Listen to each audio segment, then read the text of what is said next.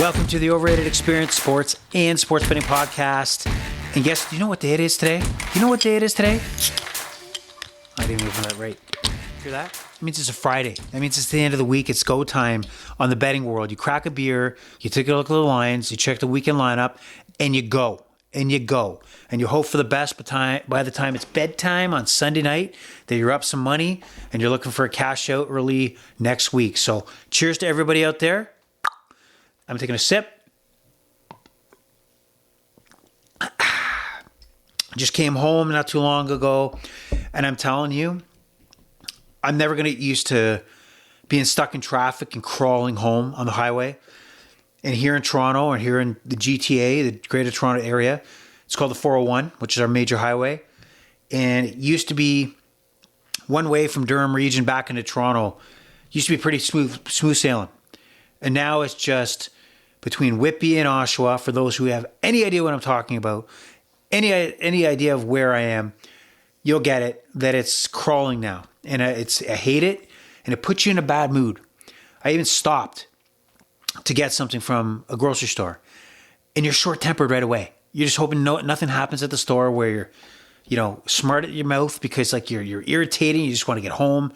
It's just a bad situation, and I can't imagine how many issues in the world are caused by things like just constant stuck in traffic situations, trying to get home after you're done work or you're trying to get somewhere. It puts everybody in such a bad mood.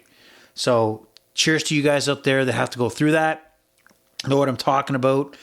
And it's go time on the weekend. So if you haven't joined the Sports Betting Podcast, known as the Overrated Experience, we also talk top sports stories, and I'll get to a couple of those in a second. But we're also going to talk today about prop bets in the NFL, and the NFL is going to be our focus in this podcast.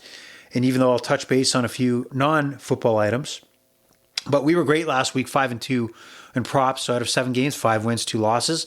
And I think we got 7 more props to come your way that I think are you're in good hands here. Let's just say that.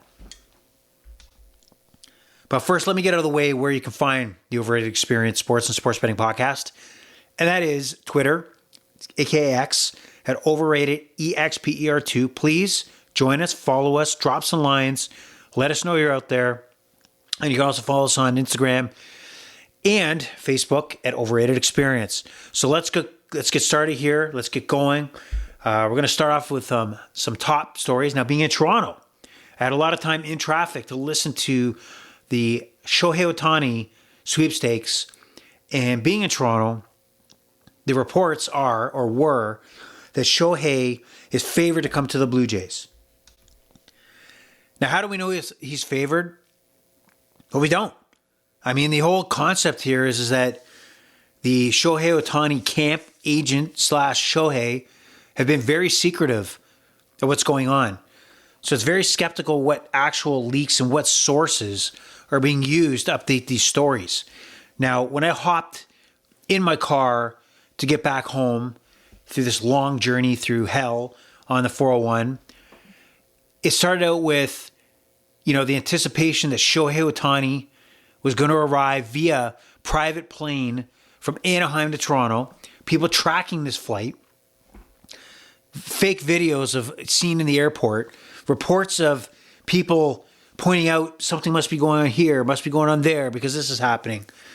And then by the time I get off the nightmare from hell, which is my journey home, we're talking about reports that Shohei was not even on this plane. Who's on this plane? Where did this report come from? Where are these sources? So this kind of takes everybody in Toronto back to when Kawhi Leonard, coming off a championship run with the Toronto Raptors, hit free agency, was going to stay in Toronto, not stay in Toronto. His plane's being tracked. His SUV's being followed by a helicopter, and he winds up signing with the Clippers. Now, in this case, Shohei apparently never even showed up, so it's different. Never played for the Blue Jays, and the thought is that he's still mulling over the idea of playing for the Blue Jays. But I agree with a lot of people. It's a big kick in the pants if Shohei winds up with the Dodgers or somewhere else after what looked like a signed, sealed, delivered based on these so-called baseball experts on reporting that he is headed to Toronto. Now, this could be a case of, the race to scoop the story and not necessarily doing the fact-finding required as a sports journalist should do to gather the facts before tweeting something out or faking it. For reporting it. So, Shohei, not a Blue Jay yet, but I haven't checked Twitter in the last 30 seconds, and there could be a development there. So if I'm behind the times, I'll know when this podcast is over. So that's the Shohei Ohtani story. The city's upside down in anticipation that he might be a Blue Jay. And guess what? For maybe between $500 and $600 million. And I was going to move on from the subject, but I'm not, because that just reminded me that if you've joined this podcast before, I've dropped my feelings on my hometown Blue Jays. And they're owned by a big giant corporation that has invested a lot in the stadium. So there's a second renovation happening this year that will change the 100 level, meaning the great seats, near the field, third baseline, first baseline, behind home plate. But for me, the average guy, and you, the average person, looking to go to these ball games, they're almost squeezing us out. Like saying, hey guys, you know what? It's great to have that good run since it was 78, or 79, but maybe you want to sit this one out on your couch and maybe follow the 162, from your basement. Because the prices to go to a game, be entertained at the game, popcorn, beers, and now what they're doing is building luxury areas to go drink. Now the 100 level, where they're going to build almost like courtside seats like the NBA has, where they're exclusive. It's the, gated community versus the rest of the community. And that's where it's going. So great that Shohei Ohtani might be a Blue Jay, but it doesn't mean I'm getting closer to the team. I'll enjoy it. But as far as being a hardcore fan, you might have the haves that have all the money, they don't care about the masses. They'll be enjoying in person the Shohei Ohtani show if that's to take place. But for the rest of us, we're going to stumble across a ticket here or there that somebody's trying to get rid of. Those days of, buying 6 games, taking the kids to the ballpark, it's just going to be unaffordable to the average person. So that's sad, but that's the reality of the world, I guess.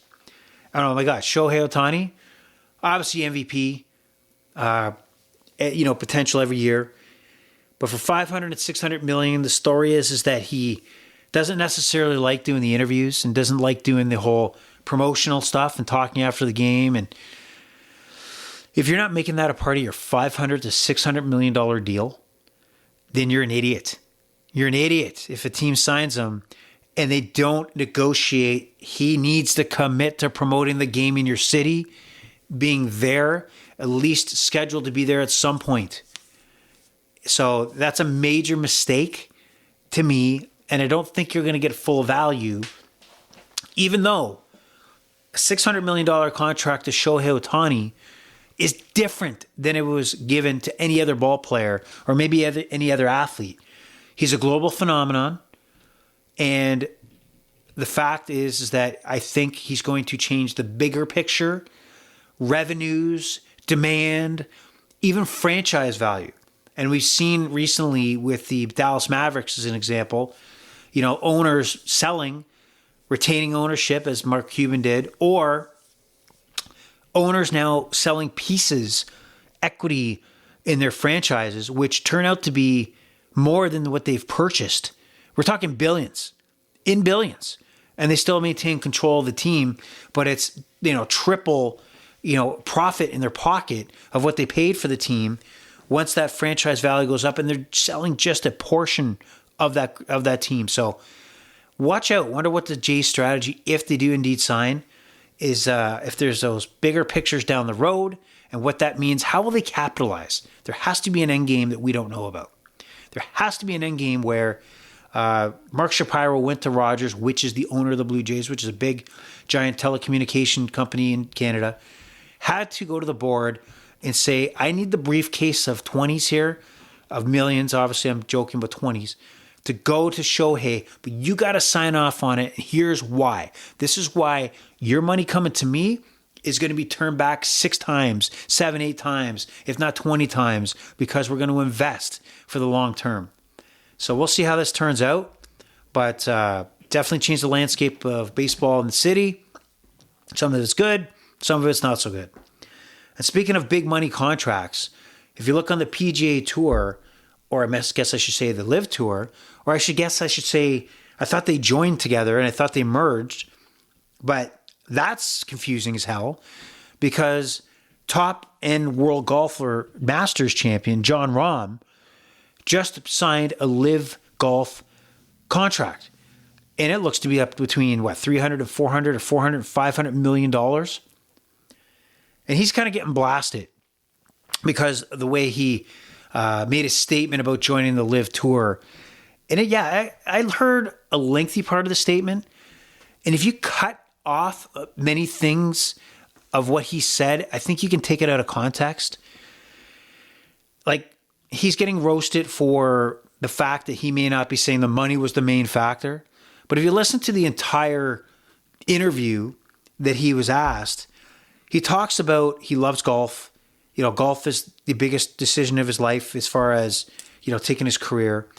But he also had to look outside himself and look at his family. And basically said this is generational money. And I have to take it. So I think he answered that question.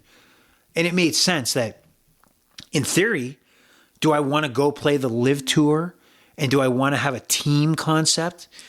Or would I rather play in the PGA Tour, which is still, at this point, which could fade away, the top tour in the world? Or could I cash in? At the same time, what's he losing? He's losing touring across Middle America. You know, who cares? He's seen, you know, the Brooks Koepka and Bryson DeChambeaus get paid generational money, work less, spend time more with their family or doing whatever they want to do, and still have access to each of the major tour events and the Ryder Cup and also the international events, President's Cup. What does he have to lose? What's he losing out on? Okay? He's a Masters champion already, and you drop a boatload of money like that, it's a no-brainer, and let's not kid ourselves. Everybody else is making that decision. But I'm still confused. I really couldn't say. Shut up, Siri. And I'm really confused on what the story is and the status. I think it's still held up in courts, and the merger is still not finalized because who are they competing against? The team, the side, like the Live Tour is competing against the PGA Tour, who they're merging with and basically taking full control of. So interesting, and I think he cashed in at the right time. And he was able to see exactly the lack of any penalties, I'm not saying there should be, that come along with joining the Live Tour. So, John Rahm, it's hard to disagree. Cheers to you because you made the decision that every one of us would make. Now we move on to the NFL.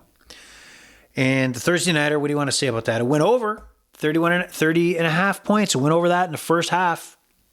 And the Steelers lose to at that time the 2-10 Patriots, and now the Steelers have lost to the Cardinals and the Patriots in back-to-back weeks at home. And I want to put an end to this argument, okay? That, you know, at the beginning of the year in the NFL, there was a big stink about running backs being paid. It's a legit stink that, you know, the Shaquan Barkleys, you know, and others need to get paid, like Josh Jacobs. And obviously the running back position is being taken advantage of. Their rookie contracts, especially first-round picks, they're being run into the ground. And that second contract is not lengthy at all. They get franchise tagged, and they really get screwed over.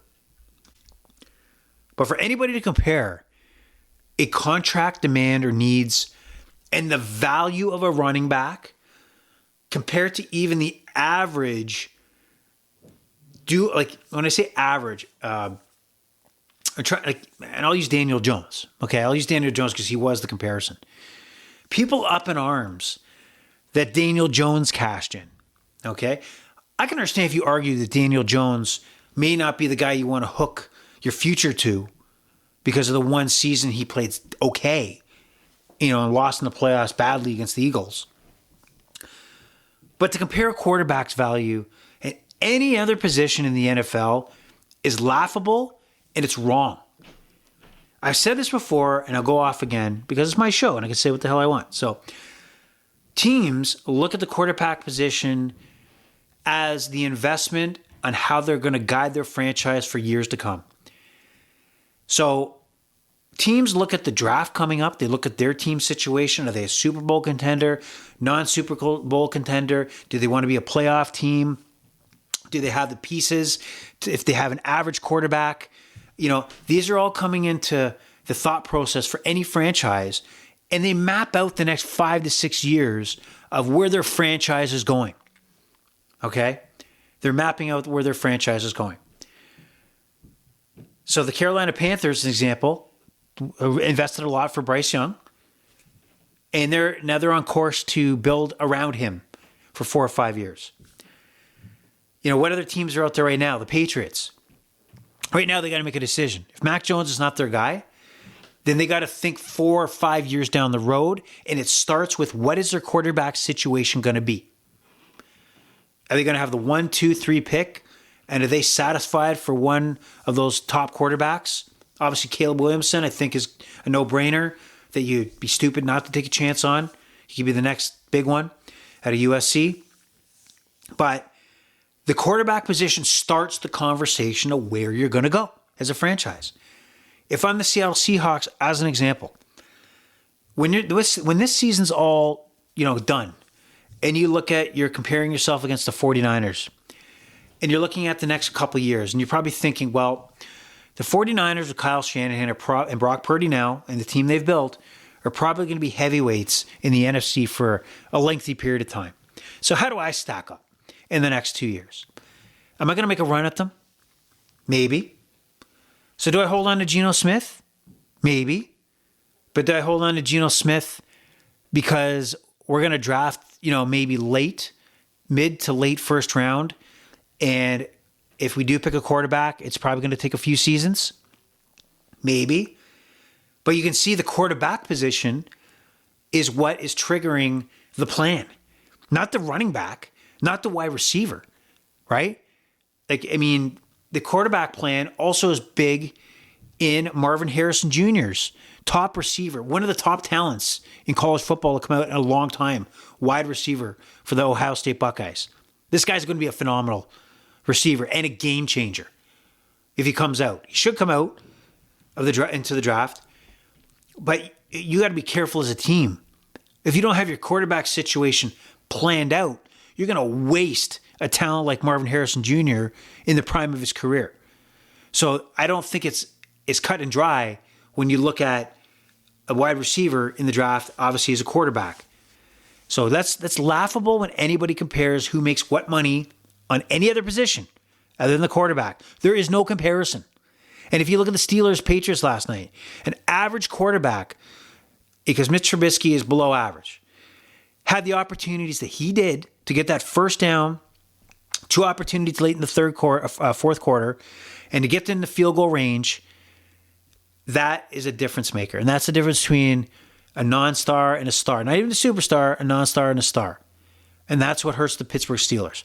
I'm listening to the Herd again. What's his name? Colin Herd. Whatever. I don't care. He irritates me when he talks. And I don't know why I keep it on, because I'm just in the car at the right time when that comes on. It's football talk, and so what? I'll listen. And he's comparing the two franchises, the Steelers and the Patriots, and talking about, almost like both coaches have passed them by. Mike Tomlin for the Steelers and Bill Belichick. Like, time has passed them by.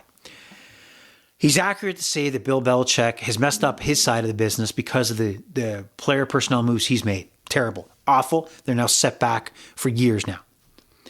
And he's got to go. Mike Tomlin he's proven that he can work with, a quarterback situation's not good. And I don't know how much the situation he finds him in, even with Kenny Pickett, is any good. Because Kenny Pickett, I don't think, is good enough to be a star quarterback. He's an average at best, and that's if he stays healthy. And that's average. I am giving him more credit because he has blips of average in him in certain situations. So it's a dumb take. Mike Tomlin now sits with the team at 7-7. And who knows what Steelers team you're going to get next week? I don't know. We'll see. But going on to the prop side of the business, and this is where we make our money. Yes, Tuesday, we launched our picks for the over-unders and the spreads. I feel good about it. But KI Intelligence right here, Kyle Intelligence, not artificial, but Kyle Intelligence, branded here first, that's my brand, is more successful on the prop side. And here we go. And let's hope you agree with what I'm going with. And guess what? It's for fun anyway. You choose how to use this information. I don't encourage to use it for anything other than entertainment, just for the record. So my 7 plays here, the magnificent 7 KI machine pops out. First on the board, Houston takes on the New York Jets. All right? Houston takes on the New York Jets. The Jets stink. The Jets defense is amazing. But at the same time, they got to be thinking, why am I investing my body and years off my career when an offense can't go anywhere? The season's pretty much done. So when I see C J Stroud, who's had 5 straight 270-yard plus passing games, have his line at 226.5, I'm going C J Stroud all day. Yes, there's a shot the Jets can play lights out, but the Houston Texans have shown that they're putting the ball in their number 2 overall pick, franchise quarterback hands to make things happen. And 226 is way too low. And I'm going to, like right now he's proven, CJ Stroud, is that he's the man right now. And he's going to put the ball up in the air and find a way to win. So I think that's too low. Take the over. Interesting matchup. The Indianapolis Colts head into Cincinnati to take Jake Browning in the high-flying Cincinnati Bengals. Hold on, one sip here.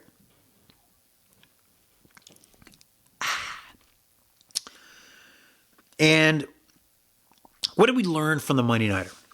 Well, what we learned was that Zach Taylor, coach of the Cincinnati Bengals, basically said, fuck it. You know what? I got too many weapons in the receiver side of things. Even Mixon had a big game on the running back side. I can't win unless I attempt or put the opportunity for my playmakers to win me the game. And who is the Cincinnati Bengals' biggest playmaker, a la non-Joe Burrow, who's not playing? It is Jamar Chase. Jamar Chase, right? His over-under receiving yards is 68.5. And in one pass on Monday night, he exceeded that. He makes things happen.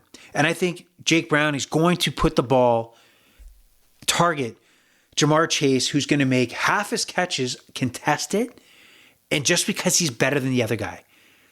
Like he walks on the field and he knows he's better than whoever's standing in front of him. He does his job better than that guy. His resume is so spectacular to whoever he's facing on the other side that I put my money on Jamar Chase. And the Bengals would be stupid not to do the same thing. Jake Browning would have a 10-year NFL career, whether it be as a backup like he's doing now, or even get a shot as a starter, if he recognizes, feed Jamar Chase the ball. Feed Jamar, make me look good. And the teams that are successful feed their weapons. Like when you see a team like Chicago and they don't feed DJ Moore, that's stupid. And that's not going to be a formula for success at all. But when you feed a Jamar Chase or a Justin Jefferson, you can have success, okay? And you have to plan it around it. A.J. Brown in Philadelphia, you have to make sure that you're feeding him the ball. He's got to get his quota. He's going to get irritated, ornery. You got to get him the ball. You got to make him alive. You got to make him the beast he is. And that's Jamar Chase, and that's going to be over 68.5 receiving yards against the Colts. Now I got to outside of the box one. I think there's good value here. And I normally don't take a Carolina Panther prop, since I think it was back in week 3 when I took Adam Thielen in receptions. And he's on the downswing ever since the coaching's changed.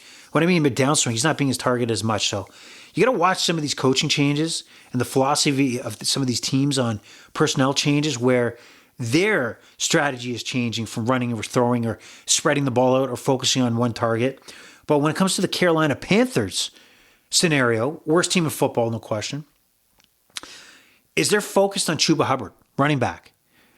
And Chuba Hubbard for the last 2 games, ever since Frank Reich was fired as head coach of the Carolina Panthers. In a losing situation, he torched for over 100 yards the Tampa Bay Buccaneers. But here's my bet. Anytime touchdown, Chuba Hubbard, plus 155. Are they going to win this game? No. But Chuba Hubbard, to me, against the New Orleans Saints, is worth taking because the trend is that he's getting fed the ball. That wasn't the trend all year. That's why it's not being picked up now. But against Tampa Bay, he had 2 goal line touchdowns for 1 yard. So 2 1-yard touchdowns. In the game previous, he had a touchdown from the 5-yard line. So watch out. There's value there. Chuba Hubbard, anytime touchdown, plus 155. Okay? Mark that down. Please, mark it down. We move on to another running back, this time out of Atlanta. Another philosophy change, but it's been around for quite, the last probably 4 or 5 games. The Arthur Smith of the world, head coach of the Atlanta Falcons, has smartened up. I draft a running back in the first round and I feed him the ball. He's a phenom. Feed him the goddamn ball. And they've done that. Now, I think the line for his rushing yards at 71.5 is a little low because he was shut down a bit by the New York Jets, and that was just an ugly game. But the previous 2 games before that, he rushed over 90 yards. And I think they're going to feed him the ball. Feed him the ball. They're going to feed Bijan the ball. Okay? So the way it is that over, so I'm trying to get back to my stats here. The stupid phone is connecting to my Mac. Come on. This is the real stuff I'm giving you. This is what I go through when putting the podcast together. So if we look at Bijan Robinson, as I'm killing time here to get to my point, we'll take on the Tampa Bay Buccaneers. In the last few games, Bijan, I forget.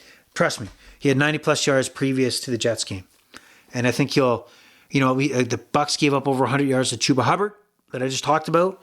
I don't see why Bijan, a greater talent, a more explosive player, is not going to put up better numbers and at least get the 3-digit 100 in this game. Now we move on to an interesting situation, and maybe I'm overthinking this, but I don't think I am. So Josh Dobbs, I talked about that quarterback for the Minnesota Vikings. Came into Arizona as a lame duck, but really performed pretty well. Trade deadline comes, Kirk Cousins gets injured. He comes in, saves the Vikings. 4 day or 5 day notice, he comes in, leads the Vikings to defeat the Atlanta Falcons, and runs a last minute 2-minute drive to win the ball game. And then suddenly, 2 weeks ago, because they were on a bye week this week, he fell off the table. Like he hit a wall, right? Against the Chicago Bears. He looked bad with turnovers. Very, very bad. And what am I going to bet here? Well, I'm going to take the Joshua Dobbs line here of passing yards under 223.5. And you're probably thinking, are you crazy? 223.5? That's not high, Kyle. What's going on? Well, against the Bears, you look at his passing total, it was 185, higher than when you watch the game. It was all second half. Like he threw it in late. He gained some yards late, but he had 4 interceptions. 4 interceptions. And probably should have had like 12. That's how bad he played. That was not the Josh Dobbs that burned me on my teaser for hundreds of dollars in that game against Atlanta. No, of course, because I took, I bet against Dobbs and I bet on Dobbs and he screws me over. But here's my thinking. Hear me out. I have a feeling because of the bye week that Coach O'Connell for the Vikings is not going to hesitate, and he's going to be quick to pull the trigger to go to Nick Mullins. All right, Nick Mullins is the backup quarterback for the Vikings. And I got the feeling, and this is the first time I felt this feeling, is that he's going to go down that road. And if the Vikings struggle at all, he's going to pull the trigger, and Joshua Dobbs is going to be on the bench by the second half. He might not come out at halftime as the starting quarterback for the Minnesota Vikings. So I'm banking on that thought process, the quick hook, as being the reason why he may not reach that pass total of 223.5. All right, 6 of 7. Here we go. And this should be an easy one because I'm looking at a Deebo Samuel line against Seattle of 49.5 yards receiving. And you got to ride that hot hand, right? He was 100 plus against the Eagles, 3 touchdowns. And 2 weeks earlier, had reception yards in the 70s against the same Seattle team. And now they're playing at home. Why would it be any different here? I know that the trick is with San Francisco is that their game plan may vary. This may be the game where, George Kittle goes off for 110 receiving yards and 3 touchdowns. And Deebo Samuel has got 3 catches, 26 yards. Brandon Ayuk, it could be his game. Christian McCaffrey, it could be his game for 4 rushing touchdowns. That very well could happen. But I think they're going to keep Deebo Samuel hot. And I think 49.5 is too low. And I think he get that on 3 receptions, if not just 1. Breaks the tackle and goes the distance. There you go for Deebo Samuel. Over 49.5 yards. And of course, the 7th, and of course not least, but final, pick of the podcast is our boy Tyreek Hill. And I thought, well, they're playing the Giants on Monday night. And by the time the Miami Dolphins kind of beat the living, shit out of the Giants by the second quarter, will they slow down targets to Tyreek Hill? When I see 108.5, FanDuel, you keep pushing me, man. You keep pushing me. Do you think I'm going to bet against my boy? I'm not going to sell out against my boy Tyreek, the Cheetah Hill. All right? I'm going over 108.5 receiving yards. I don't care what you say. I'm doing it. I don't care what kind of bribe you put in front of me and kind of line you put in front of me. You can't break this bond. All right? He's the poster boy of the KI technology, the KI prop picking, and you pick winners. And I'm going to go down with this winner. If I lose, then it was still the right play to make. Don't get the cash, but, more than often, picking Tyreek Hill and having him on your side is going to pay you out. All right. Is Tyreek Hill an MVP candidate? I don't know.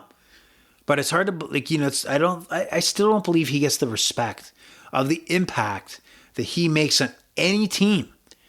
Not many players transition from what you believe is their peak years in the Super Bowl era with the Chiefs to do what he's doing with the Dolphins. He's outright dominant.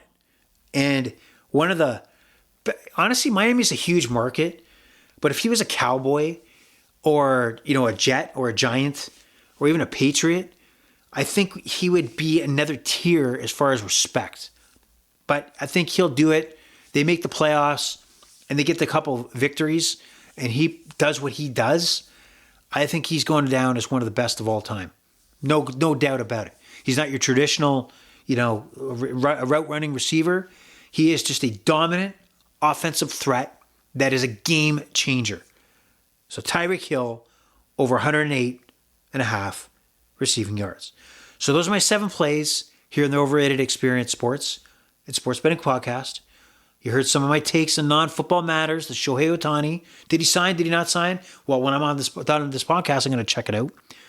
John Rahm, golf insight, making big dough as well. He's now a live tour. And we went through the podcast's greatest value, and that is running through 7 props. They're going to be winners for you. All right? So again, hit us up on X or Twitter. Overrated EXPER2. That's overrated EXPER2. Want to hear from you. Shout out to all the support from as far south as Miami to over the seas to Germany to Scarborough to Toronto, Northern Ontario, everywhere. I thank you.